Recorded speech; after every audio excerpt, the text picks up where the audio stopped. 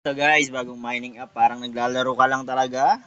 Yan, mag-iipon ka lang ng mga coins. So meron tayong 7 play slaps. So ganito lang gagawin mo guys. Yan, pipindot-pindot ka lang. Yan, pindot, pindot, pindot. Huwag mo lang pipindutin yung bomba. Yan, hayaan mo lang na malaglag yung iba. Yan. Kung napindot mo yung icy tigil, ibig sabihin frozen yung time. Pero mabilis lang din. So ganyan-ganyan lang guys. Ang gagawin mo para makaipon ka ng coin. Blum coin ang tawag dito. At kapag nakaipon ka ng marami, pag nag-airdrop na siya, doon nila i-compute yung ibibigay nila sa iyo. It's either, ano ba?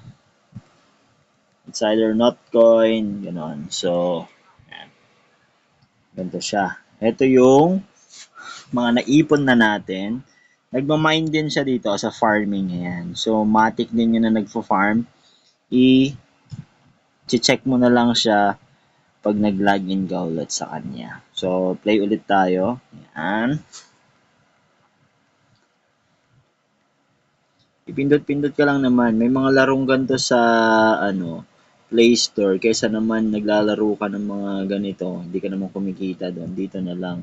Mag-aantay ka lang ng malist itong Blum sa exchanges, crypto exchanges, at nang ma-convert mo yung mga coins na namimina or na re-reward mo sa paglalaro, nagiging pera na siya. And USDT pa yung kapalit nun, dolyar.